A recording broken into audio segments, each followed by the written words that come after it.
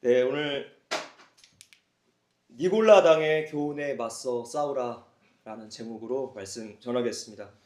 오늘은 좀 설교가 길어서 사도신경 교육은 다음 시간에 하도록 하겠습니다.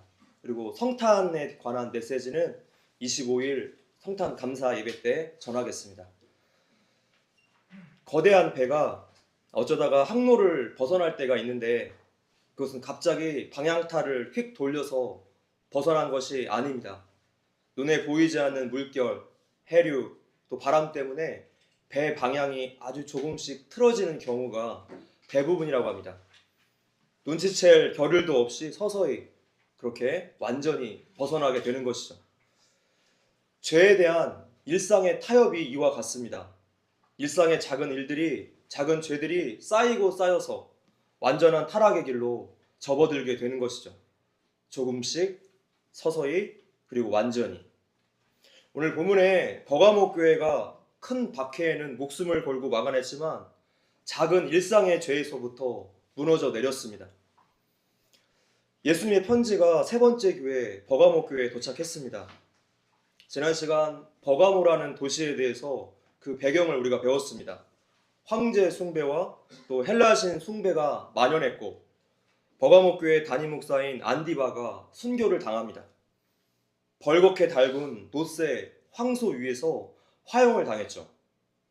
끝까지 믿음을 지킨 그에게 예수님은 자신의 호칭이었던 충성된 증인이라고 부르셨습니다. 안디바의 순교로도 교회가 믿음을 포기하지 않았고 더욱더 단단하게 하나가 되었습니다. 그래서 안디바가 생명을 바쳐 지켜내었던 그 거룩함에 대해서 우리가 지난 시간 말씀을 나누었습니다. 이런 버가모 교회에 오늘 반전이 일어납니다. 무서운 외부의 핍박, 큰 일은 잘 막아냈는데 작은 일, 일상의 일, 대수롭지 않게 여기는 일에서 교회가 무너져 내린 것이죠. 자, 이제 본문으로 들어가 보겠습니다. 14절을 읽어봅시다. 자, 시작. 그러나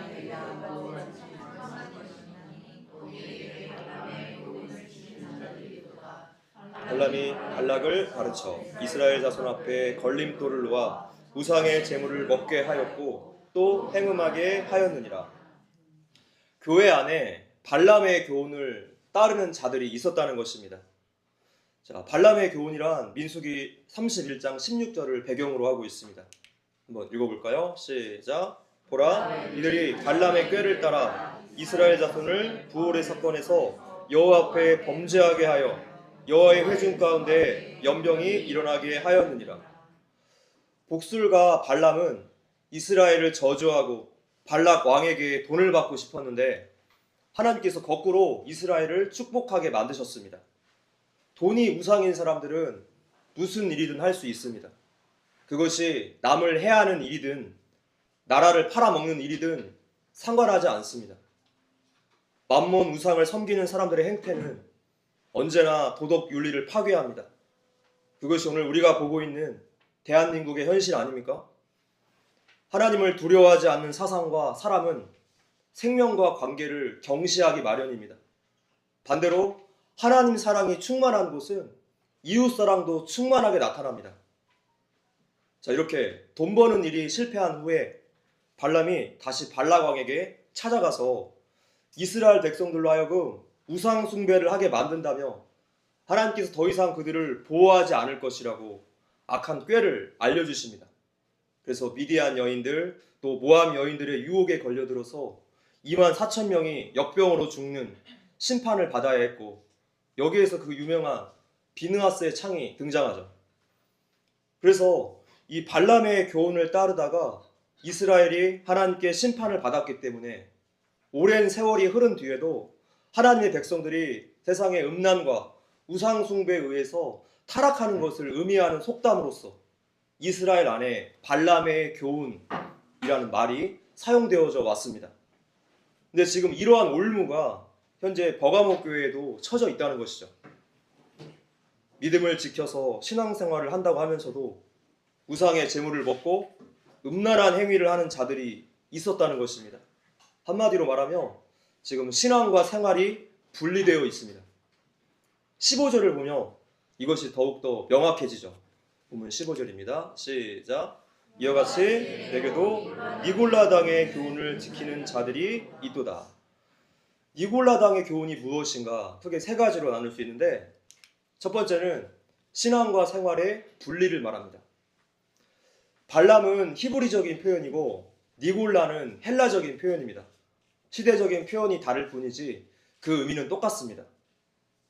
예전에 니골라당에 대해서 우리가 배웠습니다. 니골라당은 영지주의를 말합니다. 영지주의란 영혼만 선한 것이고 육체는 악한 것이라고 믿습니다. 그래서 영혼의 일만 신경을 쓰고 육체로는 어떤 일을 해도 괜찮다라는 이분법적으로 이제 생각을 하는 것이죠. 그러면 필히 쾌락주의로 가게 돼요. 정확히 신앙과 생활이 분리되는 것을 말합니다. 하나님을 믿는 것은 주일과 교회에서만 하면 되지 왜 일상에까지 가져오느냐. 이것이 사회생활이고 이것이 취미생활일 뿐인데 이것까지 막으면 어떡하냐 라고 따지고 죄를 합리화하게 됩니다. 이런 사람들이 보통 하는 말이 신앙생활도 적당히 해야지 이런 말일 거예요. 그런데 신앙생활은 도무지 적당히 할 수가 없습니다. 신앙생활은 삶의 주인의 문제가 걸린 문제이기 때문입니다. 우리의 생명이 걸린 문제이기 때문입니다. 신앙생활 적당히 하다가 오늘 한국교회가 이렇게 변질되었고 다른 종교와 통합하면서 배도의 길을 가게 되었습니다. 영지주의처럼 신앙과 생활을 분리해서 생각을 하기 때문에 하나님의 말씀보다 내 신념, 내 가치관, 또 내 취향을 고집하게 됩니다. 내 삶에 하나님 치혜법권 구역을 만들어 놓는 거예요. 그런데 우리 삶에서 하나님과 상관이 없는 영역이란 있을 수가 없습니다. 모든 것이 다 영적인 싸움입니다. 예외로 두는 곳이 단 한 곳이라도 있다면 나의 우상은 바로 그것이고 나는 우상 숭배자입니다. 우리의 신앙생활은 어떠한 영역에서는 하나님의 말씀을 잘 지키는데 또 어떤 영역은 무너져 있는 경우가 있습니다. 예를 들어볼까요? 헌금을 좀 잘 내는 성도가 있다고 칩시다. 그래서 이 헌금 부분에서 연약한 성도들을 볼 때 그 마음속으로 정죄를 해요. 그런데 헌금을 잘 내는 그 성도는 국가에 내는 세금은 잘 내지 않습니다. 자, 그런데 세금을 제대로 내지 않는 성도나 헌금 부분에서 연약한 성도나 똑같은 마음이라는 사실을 전혀 모른다는 거예요. 신앙생활의 영역에서 연약한 것은 아주 기가 막히게 찾아내지만 일상의 영역에서 정직과 성실을 지키지 않는 것은 대수롭지 않게 여깁니다. 왜 그럴까요? 신앙과 생활이 분리되어 있기 때문에 그렇습니다. 자, 이러한 이분법적인 사고방식이 오늘날 교회 안에 특히 정치의 영역에서 두드러지게 나타났습니다. 좋은 게 좋은 거지. 적당히 하자. 교회는 연합과 사랑만을 외치자. 정치에 대해서, 사회 이슈에 대해서는 다 같이 입을 다물자. 이런 목소리가 크면 클수록 교회는 더욱더 변질됩니다. 왜냐하면 거룩과 진리는 어떠한 영역이라도 타협할 수가 있는 문제가 아니기 때문이에요. 최근에 온누리교회 한 자매님이 자신이 다니는 그 교회 목사님들께 눈물로 편지를 써서 읽는 그런 영상을 올렸는데 이 영상이 저의 마음을 너무나 괴롭게 했습니다. 그 영상 한번 다 같이 보시겠습니다.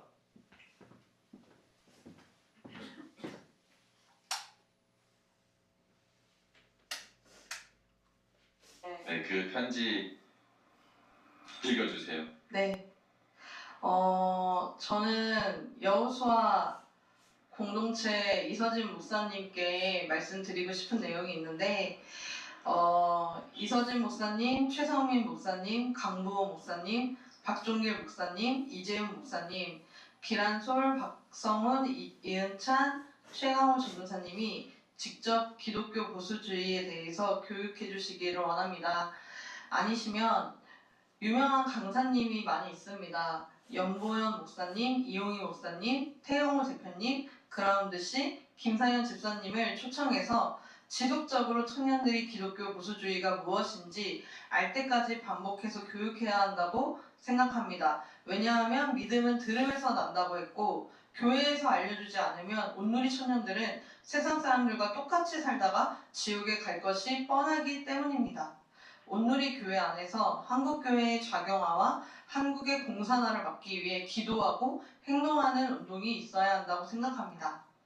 기독교 무수주의는 하나님께서 세우신 창조 질서, 하나님의 법, 성경에서 말씀하시는 하나님의 공의, 개인이 자유롭게 신앙생활하며 번영할 수 있는 자유민주주의와 시장 경제를 지키자는 것입니다.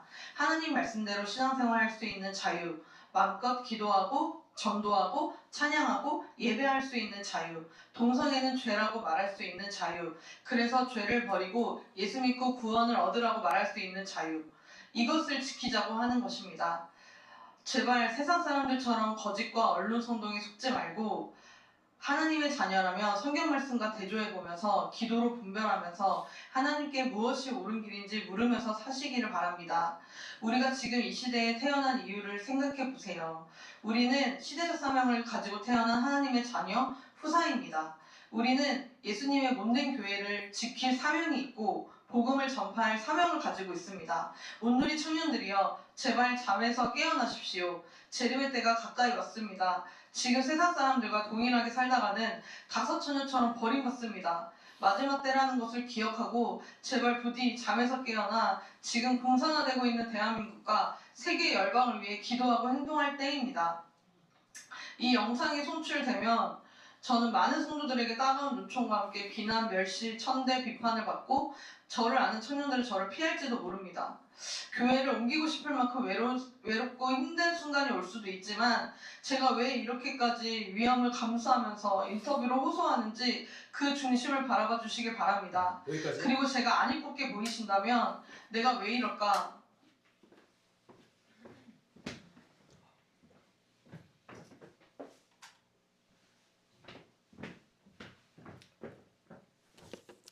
네, 이 영상을 보면서 저에게 들었던 생각은 이 자매님이 목사님 제발 복음 좀 알려주세요 이렇게 들렸어요.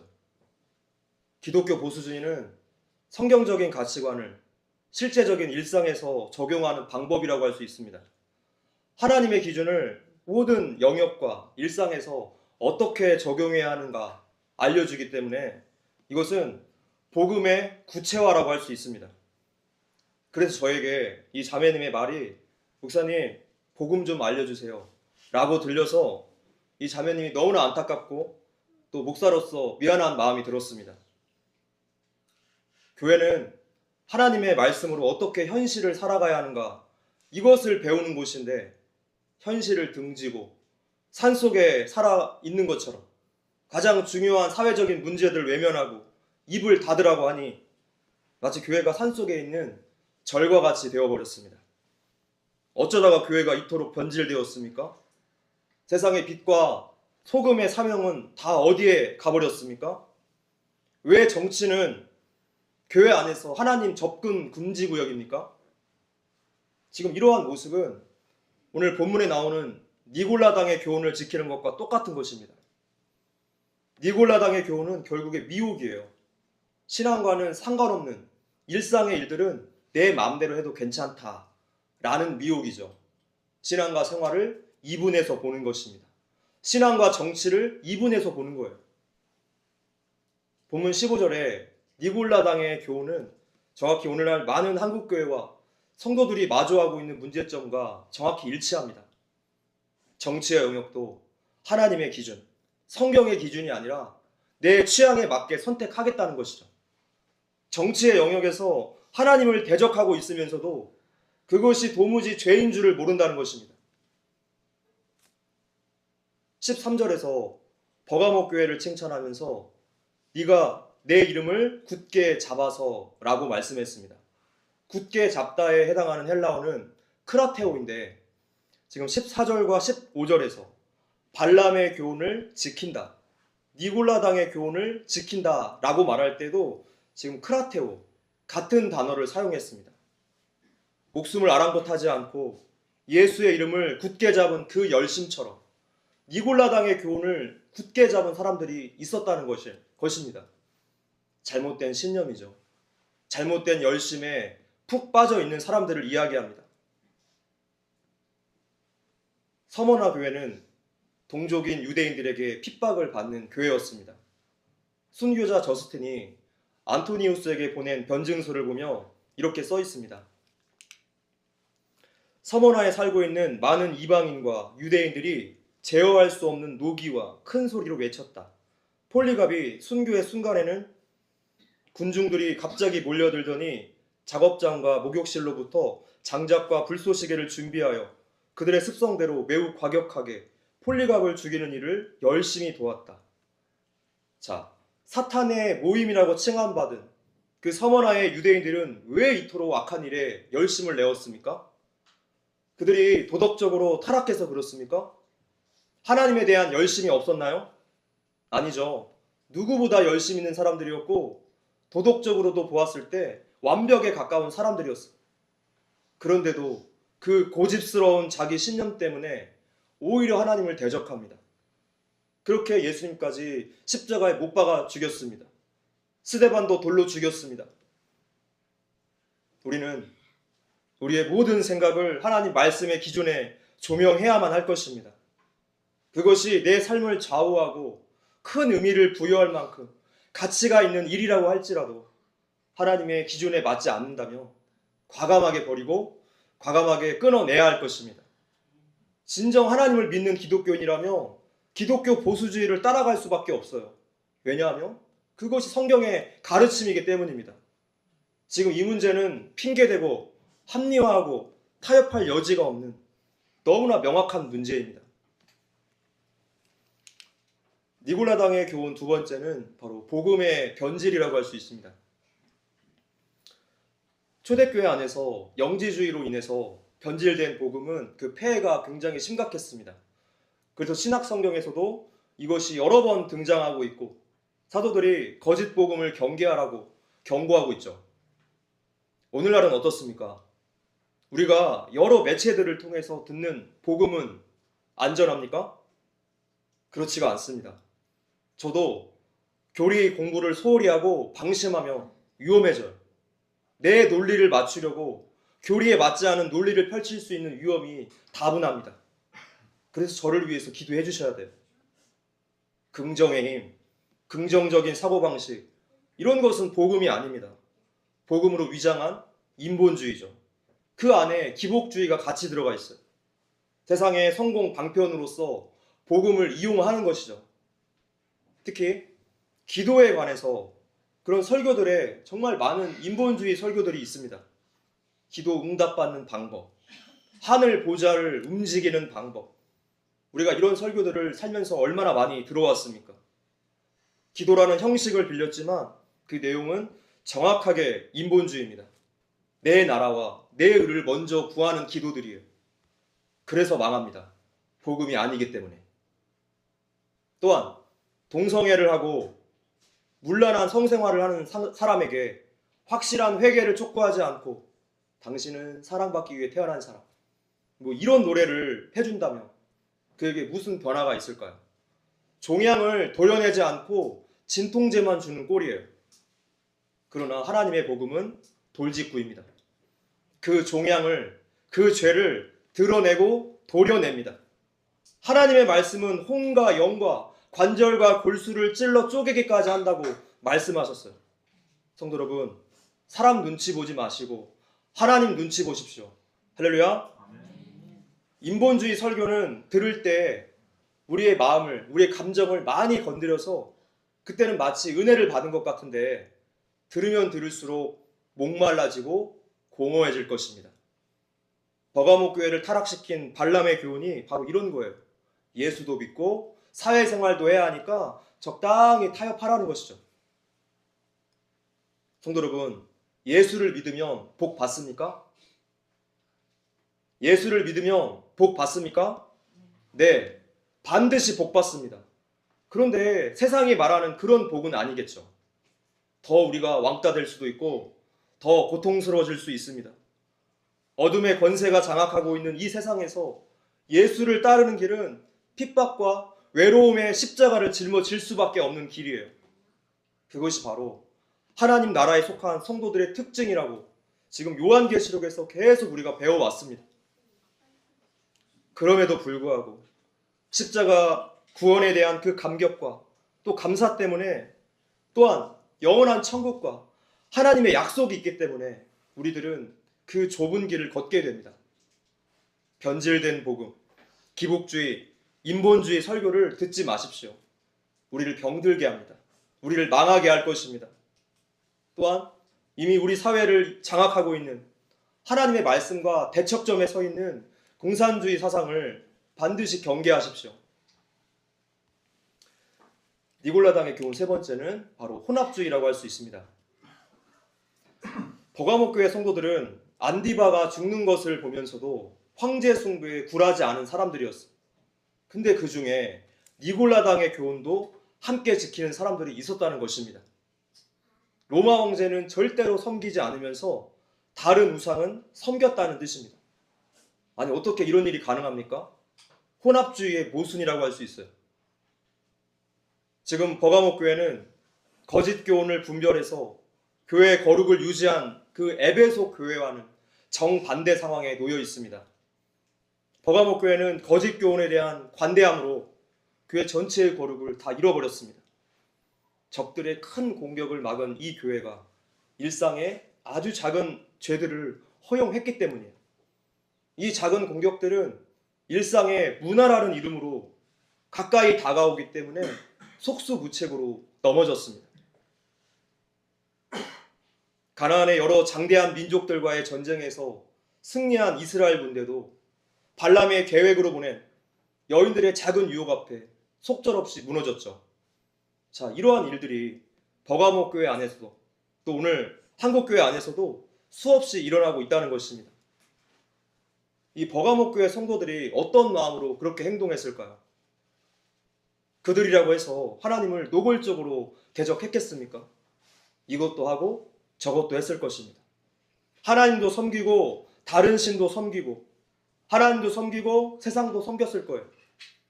지금 정확하게 우리의 신앙의 상태를 꼭 집어주는 부분 아닙니까? 두 주인 사이에서 어중간하게 양다리를 걸치고 있어요. 그래서 예수님께서 이런 신앙 상태를 가리켜 이렇게 평가하시죠. 읽어볼게요. 시작.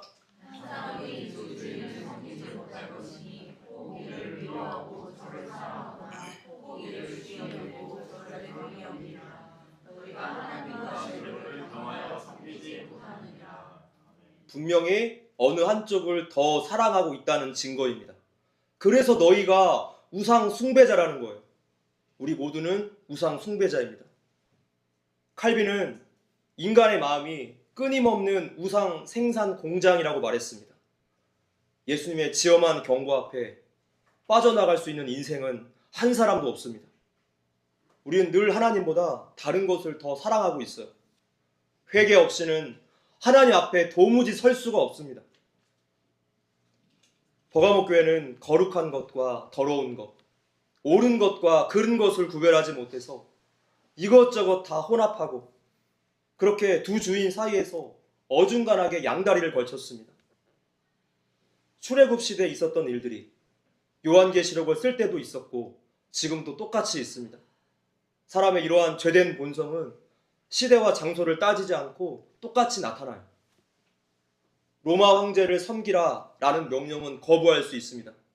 왜 그렇습니까? 기준이 명백하기 때문이에요. 근데 니골라당의 교훈은 분명하지가 않습니다. 목숨을 걸고 신앙을 지킨 그 버가모 성도들조차 자기가 지금 무슨 잘못을 하고 있는가 분별하지 못했습니다. 하나님을 위해서 나는 죽어도 좋아 라고 말하는 사람들이 세상의 가치관도 함께 따를 수 있다는 뜻이에요. 지금은 교회조차도 종교 통합 운동으로 대부분 가고 있지 않습니까? 이것이 니골라당의 교훈입니다. 혼합주의. 이것도 하고 저것도 하고. 오늘 우리는 안전합니까? 우리도 종교 통합 운동은 반대하면서도 우리가 일상으로 나갔을 때 세상의 통합 운동은 매일같이 하고 있지 않습니까? 일상에서 하나님보다 다른 것을 더 사랑하고 마음 빼앗겨 있지 않느냐는 질문입니다. 하나님은 우리가 다른 마음을 품고 함께 섬길 수 있는 분이 아니십니다. 하나님은 우리에게 만홀히 여김받지 않으세요. 계명 중에 가장 큰 계명은 무엇입니까? 내 마음을 다하고 목숨을 다하고 뜻을 다하여 주 너의 하나님을 사랑하라고 말씀하셨어요.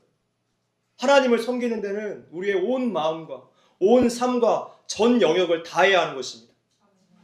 전심이 아닌 모자람과 제한구역을 만들어 놓고 신앙생활하는 성도들에게 예수님께서 지금 강하게 경고하시는 거예요. 16절입니다. 시작. 그러므로 회개하라. 그리하지 아니하면 내가 내게 속히 가서 내 입의 검으로 그들과 싸우리라. 지금 에베소 교회에게 회개하라고 하신 것은 첫사랑을 회복하라는 뜻이었죠. 그리고 버가모 교회에게 회개하라고 하신 것은 타협하고 세속화된 신앙을 회개하라라는 뜻입니다. 예수님은 계시록 1장 16절과 2장 12절에서 소개된 것처럼 좌우에 날선검을 가지고 계신 분이십니다. 내 입의 검으로 그들과 싸우리라. 예수님께서 그들과 싸우시겠답니다. 그러니 그들과 섞여 있으면 같이 죽을 수밖에 없어요. 주술사 발람이 어떻게 됐습니까? 결국에 이스라엘이 가나안 땅에 들어갈 때, 점령할 때 칼에 죽임당했죠. 예수님의 말씀의 검은 성도들을 회개시키는 수술용 메스이면서 동시에 적을 물리치는 군사용 무기가 됩니다. 끝까지 회개하지 않는다면 함께 멸망당할 것입니다. 하나님께서 회개하라고 하실 때 나에게만 주시는 어떤 특별한 회개의 영역이 있을 것입니다. 내가 매번 넘어지는 어떤 영역이 있을 거예요. 이 성도는 이 일이, 또 저 성도는 저 일이 연약해서 그 회개가 필요한 것이죠. 고린도후서 말씀 읽어볼게요. 시작.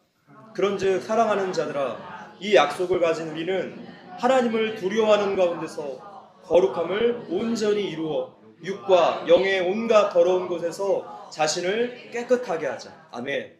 하나님 앞에서 우리는 회개해야 합니다. 믿음 좋은 성도들의 특징은 죄를 안 짓는 것이 아니라 회개가 빠르다는 것이에요. 다윗도 죄를 깨달은 즉시 하나님 앞에 회개했습니다. 일반 사람은 상상도 하지 못할 정말 큰 죄를 저질렀는데 살인교사 또 간음의 죄를 저지른 자를 하나님께서 내 마음에 합한 자라고 인정해 주셨습니다. 회개가 빠른 사람이 바로 그 자체가 복인 거예요. 죄 문제를 해결하고 하나님과 가까이 있는 사람은 바로 복받은 사람입니다.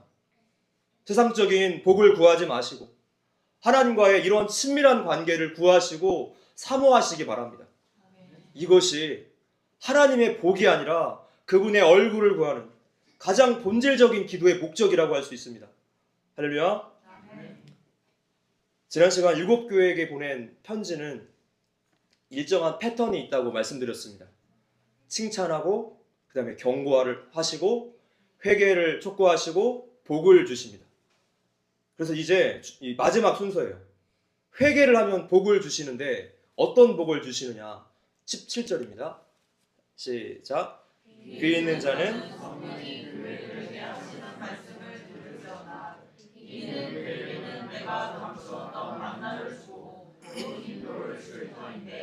그 돌 위에 새 이름을 기록한 것이 있나니 받는 자밖에는 그 이름을 알 사람이 없느니라. 자, 여기에서 감추었던 만나라는 것은 출애굽기 16장에서 확인해 볼 수 있습니다. 읽어볼게요. 시작. 모세가 이르되 여호와께서 이같이 명령하시기를 이것을 오멜에 채워서 너희의 대대 후손을 위하여 간수하라. 이는 내가 너희를 애굽 땅에서 인도하여 낼 때에 광야에서 너희에게 먹인 양식을 그들에게 보이기 위함이니라 하셨다 하고, 또 모세가 아론에게 이르되 항아리를 가져다가 그 속에 만나 한 오멜을 담아 여호와 앞에 두어 너의 대대로 간수하라. 34절. 아론이 명령하신 대로 그것을 증거판 앞에 두어 간수하게 하였고. 자, 감추인 만나라는 것은 바로 항아리 속에 간수한 그 만나를 가리킵니다. 이 만나를 아론의 쌍난 지팡이와 십계명 돌판과 함께 언약궤 속에 넣어서 보관했습니다. 그래서 이 교육용 만나는 하늘의 양식이신 예수님을 예표하고 있습니다. 예수님은 요한복음 6장 51절에서 자기 자신을 하늘에서 내려온 살아있는 양식이라고 말씀하셨죠.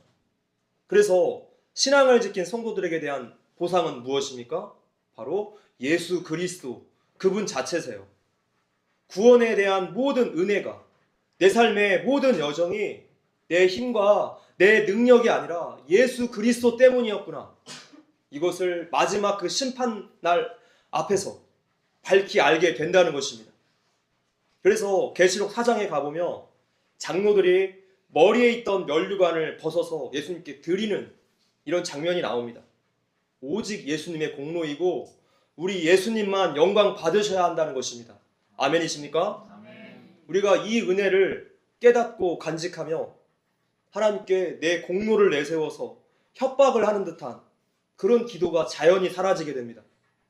지금 이러한 생각들이 우리를 기복주의 신앙으로 오염시켜요. 내 주제를 모르기 때문에, 지금 내 공로의 상태가 마이너스인 것을, 그것도 완전히 파산 상태인 것을 모르기 때문에 자꾸만 하나님께, 하나님 제가 이만큼 봉사했는데, 제가 이만큼 기도했는데, 이만큼 헌금했는데, 이만큼 희생했는데 라면서 채권자 노릇을 하려고 하는 것이죠. 기억하십시오. 우리에게는 죄의 마일리지만 있을 뿐입니다. 우리의 신앙은 오직 예수님의 십자가 공로밖에 없고 그분께만 오직 영광을 돌려야 할 것입니다. 할렐루야. 또 흰 돌을 줄 터인데, 자, 흰 돌이라는 것은 재판관들이 재판에서 사용했던 도구였는데 자유를 선언하거나 승리를 선언할 때 사용했습니다. 최후의 재판정에서 성도들에게 주시는 심판 면제권, 천국 프리패스권, 이런 것을 뜻해요. 어린 양이신 예수님께서 죄에 대한 형벌을 모두 다 대신 받아주셨기 때문이죠. 그래서 흰돌을 주신다는 것은 믿음을 지킨 성도들에게 승리와 온전한 자유를 선언하시는 퍼포먼스라고 할 수 있습니다. 흰돌은 곧 거룩함을 상징해요.